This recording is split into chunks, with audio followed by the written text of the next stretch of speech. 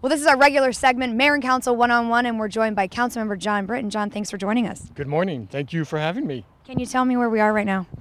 We are at the intersection of Baltimore and Stone Street behind me. And we are here to talk about pedestrian safety. That's correct. And what can you tell us as far as kind of from a 10,000 feet perspective, how we're doing as a city pedestrian safety wise?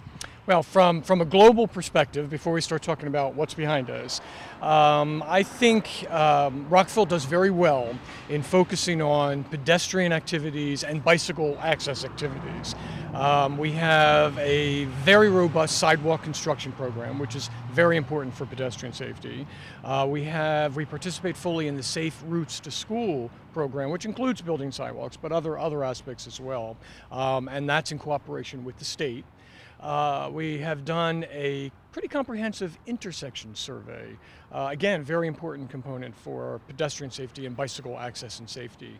We adopted, I think 2 years ago, what's called Complete Streets. It's a holistic view of how you develop your streets and your properties to really give a look at pedestrian first activities. In other words, building something and viewing it from the point of view of pedestrian from the first analysis, and then figuring out how to get the cars through. Traditionally, for decades, our transportation departments have had one focus. Let's get the cars through as quickly as possible. So Complete Streets changes that pretty dramatically. It just flips the whole paradigm. There are 24 states and 200 jurisdictions that now have approved Complete Streets, so it's a burgeoning program. We were number 100 in the jurisdiction. I actually went down to the celebration where we got an award for being 100. Very nice. Well, with all of these programs in place, what do you hear from residents? I mean, Rockville is known as a city, as a kind of a main thoroughfare on Rockville Pike, people coming through. How are we doing from the residents' perspective, do you think? Well, you mentioned Rockville Pike. Let's put Rockville Pike aside for now, because that is probably the antithesis of pedestrian access and safety. In other areas, I think residents see what we're doing. The sidewalk cuts for handicapped and the different intersection attractions that we're doing. We do have a long way to go. I mean, we still have to focus on many of the engineering aspects of pedestrian safety. Pedestrians will identify sidewalk breakages, bad light timing, poor street lighting. Street lighting is very important for pedestrian safety. So it's great to get everybody out there to identify these things and let us know. It's not a burden for us because this is what we want to do. That's a good point, and we want to remind viewers that on the city's website, if you just go to the main site and type in pedestrian safety, it'll bring you to a page where you can report, broken street lights and things like that. Right, exactly, and also for bicyclists, because what we try to do is to develop something that is accommodating to pedestrian, and more than accommodating, it facilitates more pedestrian traffic and bicycle traffic, and to allow us to facilitate the whole movement of cars, people, and bicycles in a very safe and accommodating way. This can all be done very safely, and actually that's why we're here to talk about one aspect of engineering, what we can do in engineering to help slow down traffic, increase pedestrian usage, and make people feel safe. Wanted to know, John, if you could touch a little bit on the coordinated effort between the city, state, federal level when it comes to pedestrian safety. How important is that? Well, it's very important because we have a number of county and state roads in our jurisdiction, and we absolutely need their cooperation in doing anything. If you want to change an intersection, if you want to change a traffic light, you have to get their approval and their permission. I am on the county's Pedestrian Safety Traffic Advisory Committee, and that's also peopled by some state representatives, because the state has an office for this as well, for pedestrians, for bicycles, all that.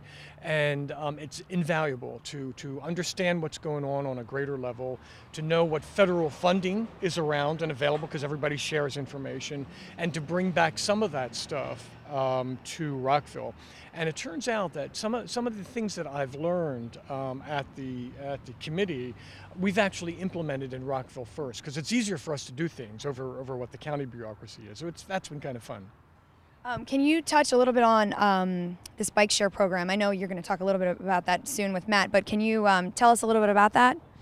Yes, I'll leave it to Matt to give us the name of the full program and the acronym, but we have been trying for a couple rounds to get money from the federal government for a bike share program, similar to what's going on in DC and Arlington, maybe not as elaborate, but similar.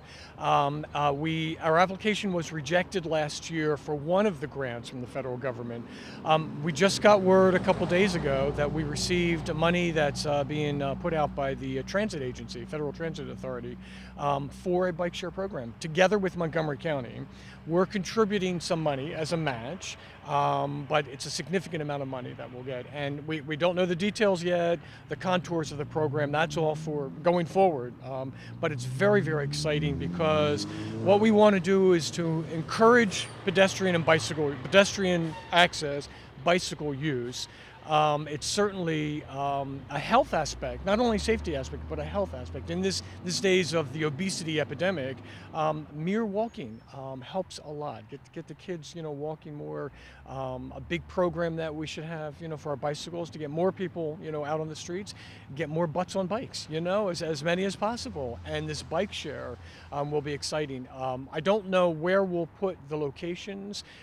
It makes sense to do it at the metro stations, maybe at the college, town center, so that you could run errands, you could meet friends, you could actually, go out for an evening, and it could be fun. And we could actually develop activities where, we have planned events where we do restaurant hopping by bike or something like that, so around town center, and, encourage more bike use. I know that you work as your day job downtown in DC, and you see tons of people using the bike share program down there. It's been an explosive growth. I have a bike share station a half a block from my office, and so I do see it, and they're very clunky, nerdy looking bikes, but all of a sudden it's now cool to be on one of those bikes. Everybody's there, and it's being used for like daytime errands. It is being used for evening activities, and as you may have read, when they had that spontaneous celebration in front of the White House recently, a lot of people went there on the bike share. It was remarkable. Well, hopefully it'll take off in Rockville. That's exciting, and we'll continue to follow that. Wanted you to also talk a little bit about the new position that was recently approved in the Traffic and Transportation Division related to bike safety. I'm very excited about this position, and one of the last details before we finalized it was the actual name of the title, and I insisted that it be Pedestrian and Bicycle Coordinator, and that's what it is. And it's a personnel, and this is another great thing that Rockville is doing. We follow the county on this. They actually gave me the idea about this, but it's a person, one central point, a person whom I will introduce shortly, to coordinate all the activities of the city and look at it from a pedestrian and bicyclist point of view, so that from the beginning of any redevelopment, of any new development, or any redesign of anything, we have that complete streets person looking over everybody's shoulder and coordinating the activities. And in fact, we will now have a new committee, first meeting of which I think was already held, which will be comprised of members of different departments throughout the city, and I think representatives of a few of our community groups, the Environmental Commission, the Transportation Committee, and the Rockville Bike Advisory Commission. Yes, I'm on that committee actually, so it was a good first meeting. Oh, great! I didn't know that. Yeah. Excellent, good. We have the outreach effort with the communication division, so it's been exciting to be a part of that group. Excellent. Well, keep it going, will you? Thank you. Well, I'm going to turn the microphone over to you, John, and have you kind of walk through this intersection with Matt Folden, the new bike pedestrian safety coordinator, and I'll let you take it from here. Great. Thank you. Okay. Hi, I'm standing here with our new pedestrian and bicycle coordinator. Is that the full title? Yes, Matt Folden. Matt, good morning. How are you? Good morning, John. Thanks for having me. No problem. Thank you for joining us so early in the morning. We're here again, as I mentioned, at the intersection of Baltimore and Stone Street, and I wanted to have Matt explain to us what we've done here at this intersection, which includes putting in a new crossing for pedestrians at this intersection for access to the metro, as well as using a whole new median to slow down traffic, put our street on a road diet, accommodate bikes, accommodate pedestrians, and allow for the efficient and safe flow of traffic. Matt, why don't we walk to what we call the Pedestrian Refuge area, and then we can explain more about this intersection. Sure. And while we're walking through, why don't you tell us about the crossing itself? Sure. This crossing here is actually a stamped asphalt crosswalk. It's got a slight raise to it. So when cars are coming down the road here, it actually serves as a small speed bump. This whole intersection right here serves to slow the traffic and really encapsulates the Complete Streets project that we adopted 2 years ago.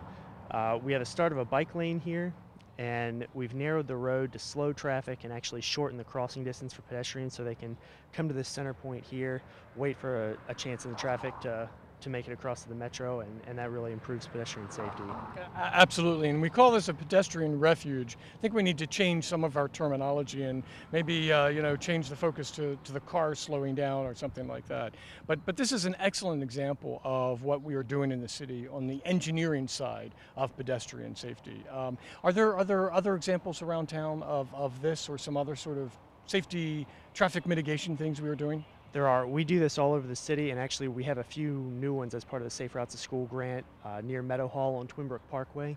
We're designing two medians right now that have pedestrian refuge islands so that we can actually facilitate the kids to make it from the neighborhood over to the school, because all the neighborhood children are across Twin Brook Parkway from Meadow Hall. So we were awarded a grant through the state, Safe Routes to School, to go ahead and make that a safer crossing. That's excellent, and that's you bring up the grant. That's a big part of our operation, is looking at, I guess, the county, state, and federal levels to determine what grants we could get hold of. And I think you guys do a great job of that. I had mentioned earlier about the bicycle share grant. Is there anything more you want to say about that and how we are going to roll this out? Sure. We don't have a lot of details right now. The National Capital Transportation Planning Board just actually made the award yesterday.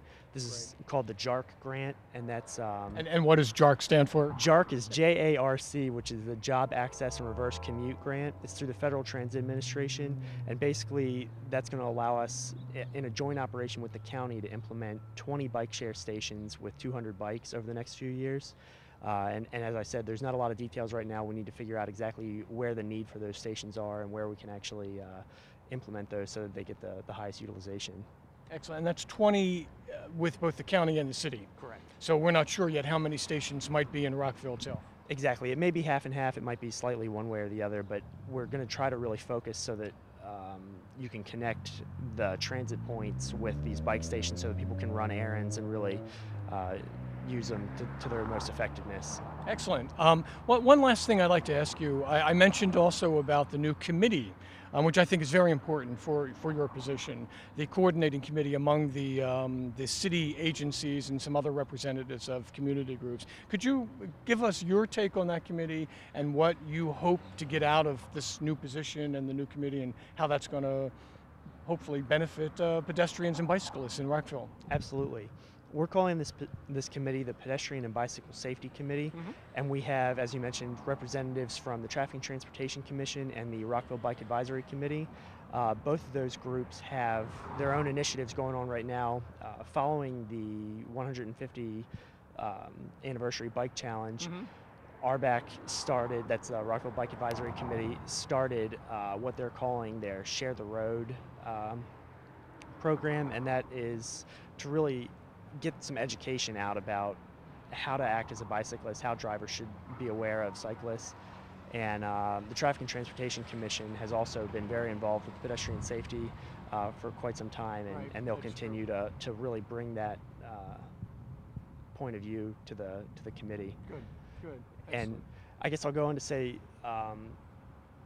there are several departments represented on this. For city staff, we have the Public Information Office, City Manager's Office, Department of Public Works, so we're representing for the streets and sidewalks, but also the Recreation Department and the Police Department, because when we look at pedestrian safety, we really look at three elements, and that's the engineering, the education, and the enforcement. Right.